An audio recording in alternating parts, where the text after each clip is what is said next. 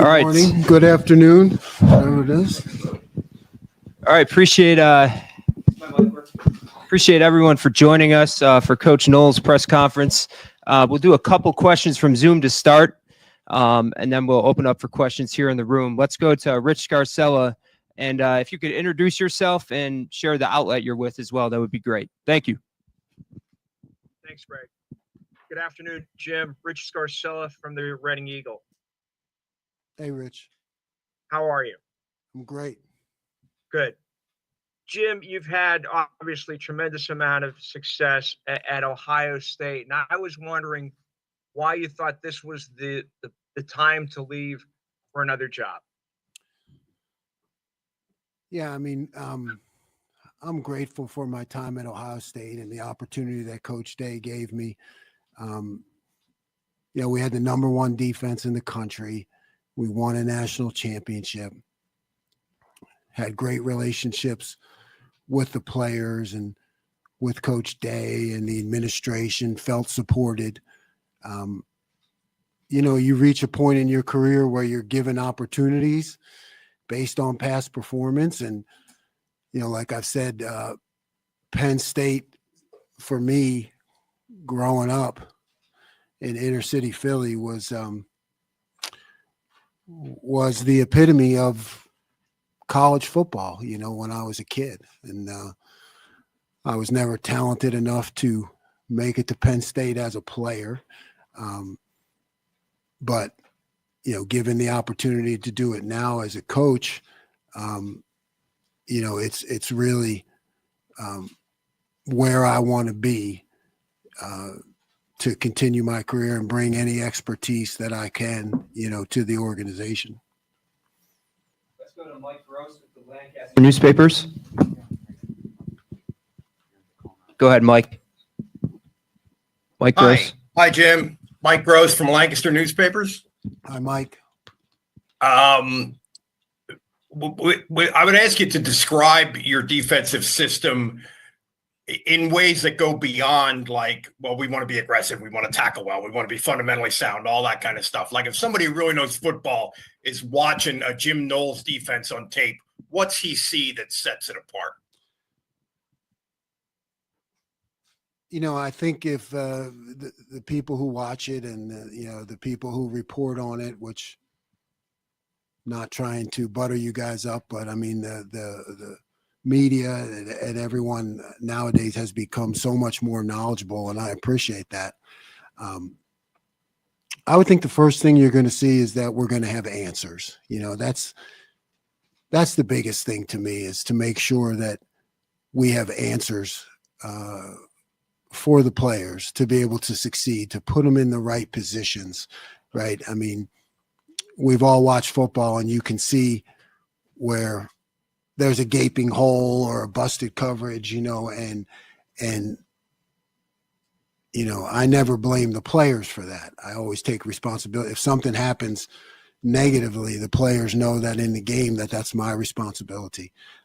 So I think, anybody who watches it, you're just going to see that guys are in the right places. They're in the right places, and they're not being exposed, to the opponent offensive coordinator or the opponent quarterback, that there's enough disguise built into the defense so that our opponent doesn't know exactly what we're in. I think that's a big deal. I think that gives our players the best chance to succeed. One more question from Zoom, Johnny McGonigal. Hey, Johnny McGonigal with Penn Live. Jim, nice to meet you. Thanks for the John. time. How would you describe James Franklin, Pat Kraft during this process of coming to Penn State, and it's almost a recruiting process or the hiring process to get you here? Incredibly supportive, incredibly welcoming. I've really felt that in just my short time here, that very welcoming, Recording in progress. Not not a cliche, but you feel the family, you feel the we are Penn State, and that it means something to everybody, and they just want to win, and they want to win at the highest level, and they're committed to doing whatever it takes. And they've just been really, really welcoming. It's been an easy transition. All right, we'll go to questions in the room. Let's start over here with Mark and then Bob. Hey, Jim. Mark Brennan from Lions 247. If I could ask you to follow up on Pat Kraft, how integral was he in getting this done, and what did you learn about him through the entire process? Yeah, I did not, during the process have that much contact with Pat, because it all really went through Coach Franklin. But, I just always got the sense that he was in the background. He was in the background, willing to do whatever it takes to make it happen, and it just always came through Coach Franklin that he has tremendous support from the AD, from the president. You felt the alignment in the conversations that I had with Coach Franklin, but I didn't get to deal with Pat very much in the process. In the front right here, Mark or Bob. Jim, Bob Flounders from Penn Live in Harrisburg. Hey, Bob. How are you doing? Good.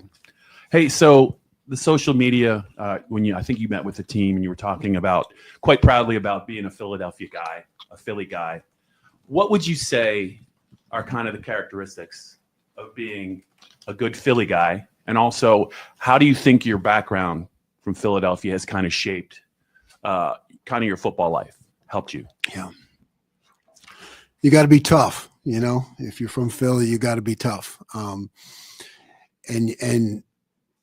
you have a thick skin, and you're willing to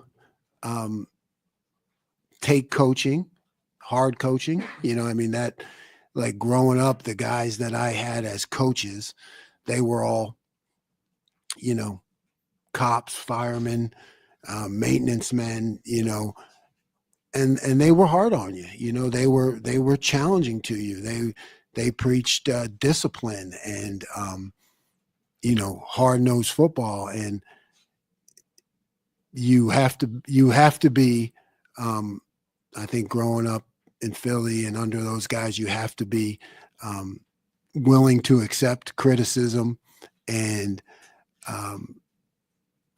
respond with toughness.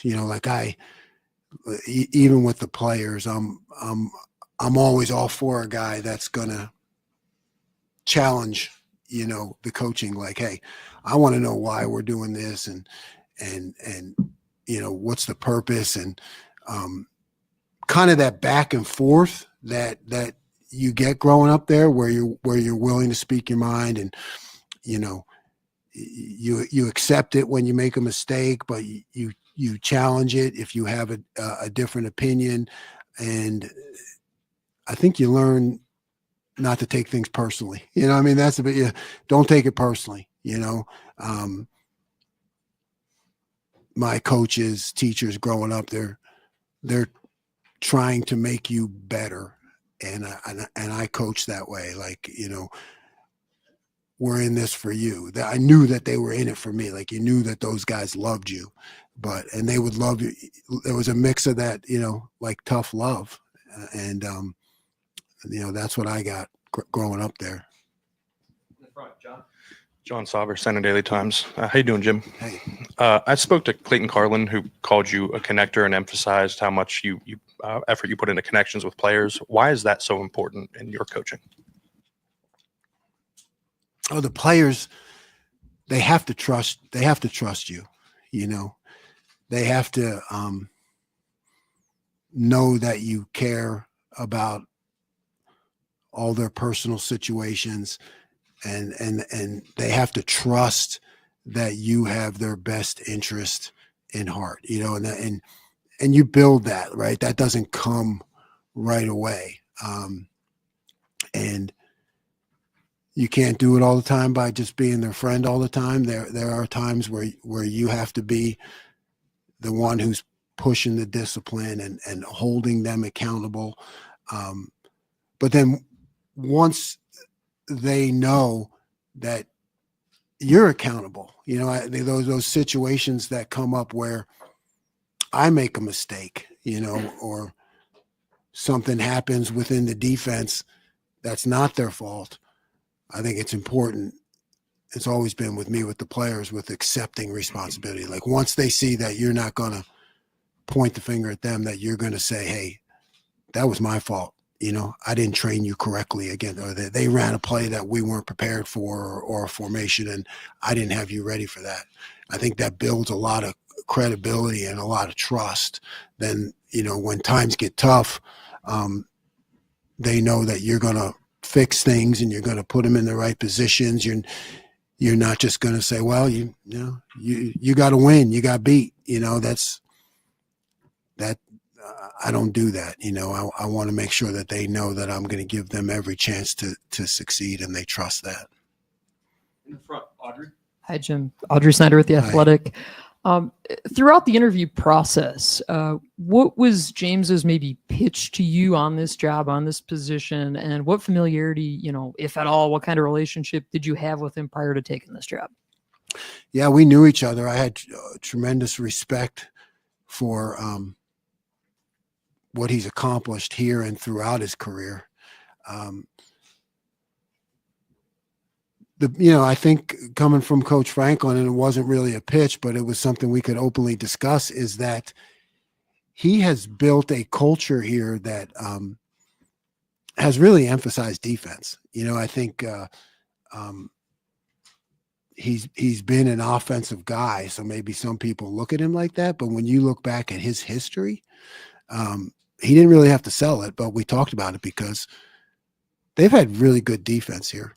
Right, they've been through some different coordinators, but they have always had good defense. So that goes into how you structure your practice plan, how you structure your offense in terms of the tempo of the offense, or I've been around situations where all the offense has done is tried to score as fast as they could, and didn't worry about going 3 and out in 30 seconds, and places that can put a defense at a disadvantage. Well, he hasn't structured it like that here. He has made it conducive to be successful on defense. And you can talk about that, but the proof is in the numbers. Like I said, they've had some various coordinators here recently, and guess what? The defense has still always been pretty good. Front left, Neil. Hey, Jim, I'm Neil Riddell from the Altoona Mirror, and I'm one of the nitwits. What's that mean?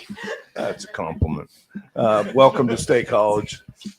I'm just wondering, do you have head coaching aspirations? And the second part is, are you typically coach from the press box, and have they told you where that'll be? Like where the press box is? Is that what you're saying? Yeah.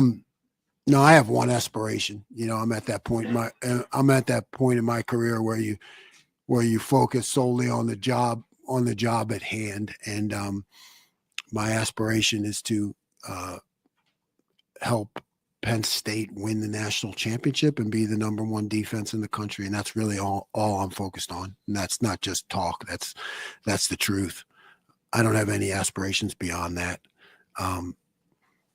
I've gone back and forth, but most recently I'd say I spend most of my time in the press box, and that allows me to get the best vision on the action. And with the iPads now and the communication directly to the players, in the helmet, I can still be very connected, and there's a lot more time to think up there. I've worked hard, I guess, on,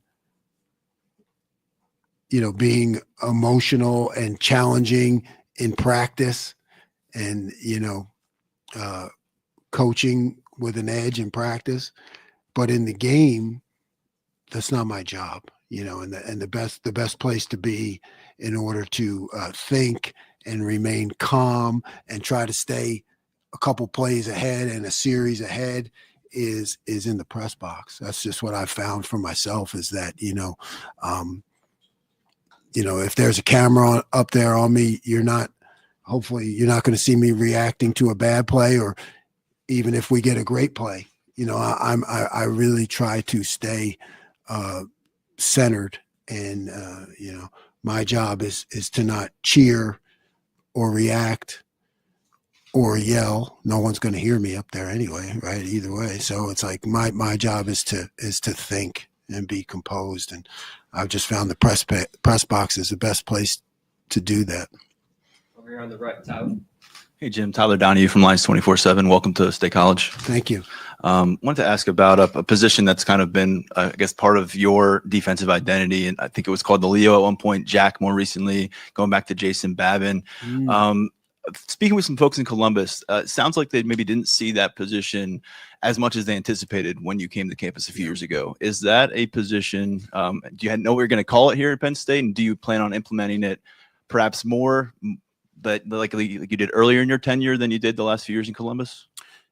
Yeah, that remains to be seen. I mean, we're going to have to dive into, who the players are and what they do well. I made that decision. We experimented with it a little bit early on when I first got to Ohio State, because it was huge for me at Oklahoma State, because we had those kind of players who really fit it, and it was fairly big at Duke also. And, going back to, way back to Western Michigan when I first started it. But I guess I learned through that whole process that I really need to evaluate first who the players are here and what they do well. And it's not about what I know, it's about what works best for Penn State. So it could be, I guess that would be my answer. And kind of like I always said when I was there, it's always in my head, and I always have that as an answer, but we got to figure out if it fits first here. Jim, would you mind just telling us the traits that go into that position? Sure, that's a guy who is who can mix it up, both physically but mentally too. Like a guy who I can talk to one-on-one, and I can say, okay, if you see this, do that. If they line up like this, you go over here. It's that guy who is really like an eraser, who I can put in different places based on the game plan.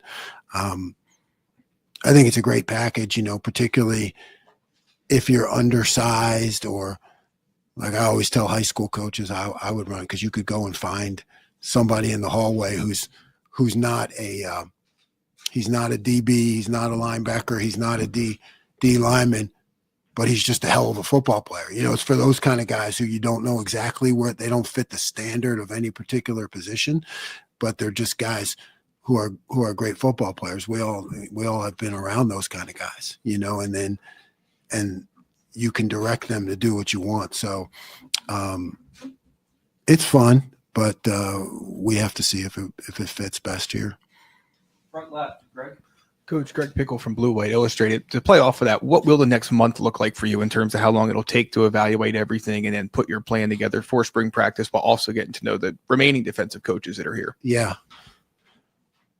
First of all, shout out to those assistants with Dion and Dex and Terry and Dan, and they've done a great job, because when you can have defense that's upper tier and go through a couple coordinators, that means that the assistants are doing a hell of a job. So shout out to those guys. It's the next month, right? It's literally sitting down step by step, and I'm going to do it differently here than I've probably done it anywhere, in that we're now looking at the things that were done here in the past. I'm learning that, right? Because there has been success. So I don't want to come in and just say, this is what I'm going to do. It's not going to be like that here. Coach Franklin's built a great defensive culture. They've had excellent defense here. So I'm going to look at it step by step to see, what we can retain, and then start to teach the guys, hey, this is how I did this and that, and watch some of that, my past film. But we are definitely going to go through a process of meshing the two of them. And that's really it's kind of an excruciating process. That's what football, that's what I love to do. You sit there and tell me why he's doing that. Tell me why he's doing this. How did you guys do this? This is how I did it, but we're going to mesh the two for sure, because we need to be, I need to be fair to the culture that Coach Franklin's already developed, to the assistants, to the players, right? I mean, if you come into the players and say, hey, we're going to keep this, we can call this the same as you guys called it. This is how I did it, but we want as much carryover as possible, so that the transition is as quick as possible. That's right. T. Frank. How you doing, Jim? Hey. T. Frank Carr, Blue White Illustrated. Kind of going off of that, watching your defense, and you mentioned disguise earlier. It seems like there's not really a beat on what you do from a coverage perspective in terms of lots of different coverages. And Are you saying that just to be, man, that's good. Yeah, That's maybe good. I'm buttering you up, but I'm genuinely curious about from that perspective, the mental workload on the secondary and the need to know so many different things. Going into what you just talked about of integrating, how important is it to have that balance to you from a philosophical standpoint to be able to do a little bit of everything? Yeah, we're already talking about that. Like, I want to be able to do it all. But we're going to go at the pace of the players, right? I mean, always work with the assistants closely on that. Like, hey, I want A to Z and I want it in by the time spring ball starts. That's not going to happen, and then, the assistants, though, we had that talk today. You tell me if I start to put in too much, that we need to dial back, so you need to get A right, then you go to B, then you need to go A, B, then you go to C, then you go A, B, C. It's just, so we got to go at the pace of the players, not at my pace, because I'm not the one making the plays out there. Second row left, Mike. Very good. Very good, Jim. Mike Corman, StateCollege.com. Given your last couple of years at Ohio State and your success against Penn State's offense, how much is X's and O's versus Jimmy's and Joe's? And then at what point and how do you share that, what you've learned with Andy about Penn State's offense? Yeah, Andy's been great. I mean, I've always had great respect for him, and he and I are talking already and exchanging ideas, and we'll continue that. The best way to make our team better, and you feel that here at Penn State that we are a team. So yeah, we're talking, and we'll talk even more. Jimmy's and Joe's versus X's and O's. I can tell you're an old timer. I haven't heard that one in a while, but I mean that's what people say, right? And to me, it's just a constant balance. You are.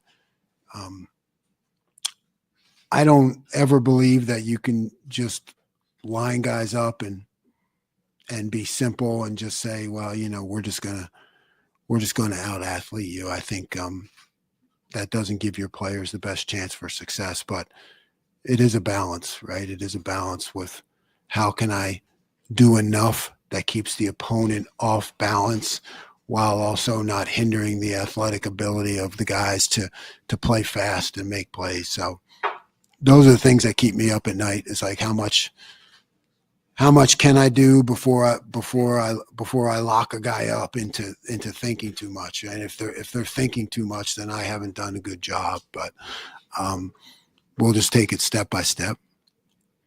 That's right. And Coach, up here on the podium, Andrew Clay, WTAJ and Nittany Nation. You mentioned about growing up in Philadelphia and Penn State was the gold standard. I'm curious, did you come to games? Did you grow up really watching Penn State? Did you have any really relationship with the university as a kid growing up in Philly?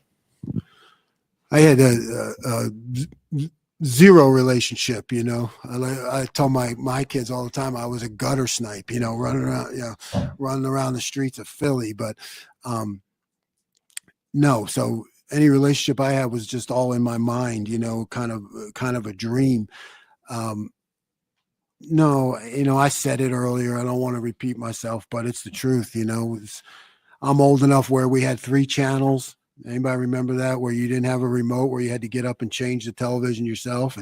And now you didn't even get to see that. No, I never even dreamt of going to a game. You know, we didn't have that kind of money or there weren't those kind of resources to get the, you know, State College could have been California for all, like when you live in Philly, you know, it's all out there. But yeah, I would watch those Sunday morning programs with Coach Paterno's brother, I think it was, right? He used to do those Sunday morning programs. And, you know, due to time constraints, we moved to further action in the third quarter. And but I had these coaches, you know, who loved Penn State, you know, and they would come right from work. So what would they do? They'd roll their pants up, you know. The way Coach Paterno, they'd roll their pants up and come right from work. So, you know, I knew the term linebacker U because of them. You know, there wasn't a me like, you know, so it was always more of just a dream than it was anything that I could have a real relationship with. Got time for 2 more in the back left, Daniel. Jim, Daniel Gown, Lions 24/7, right here. Oh, there you are. You mentioned the assistants on staff a little bit ago. What does that do for you to come into a new place where there already is an infrastructure in place and, you know, guys who have been around for a while? How does that affect your process, I guess, of installing this defense? Yeah, it makes my life a lot easier. Veteran coaches who have been successful, but are also really low ego guys. And I've talked to all of them, and it comes through like, hey, we just want what's best for Penn State, and we want what's best for our players. And, you know, and that allows for a free exchange of ideas, you know, where everybody's free to say what they want and what worked and what didn't and what could make us better. But it makes the whole process a lot easier working with these guys that Coach Franklin has here and how much they love the school and they love the program and they just want to do what's best. Last question in the back there, Mark. Hi, Jim. Excuse me. My name is Mark Wogenrich from Penn State on SI. I wanted to follow up on your answer about Philadelphia and Penn State and linebacker U and rolling up the pants, that sort of thing. Why is it important for you now to be here to help this Penn State team win a national championship? I see it as, I mean, so close, right? I think I can help. I think I can be of service. These things, once you get past, you know, maybe being young and thinking you're going to be the head coach of the Green Bay Packers, you know, as you move forward in your career, you really start thinking about how can I be of service? You know, where can I add to a great team and be a part of a great team? And this is the place because everything here is so close to winning it all. And I'm hopeful that, you know, I can help get it there. All right. Thank you very much, Coach.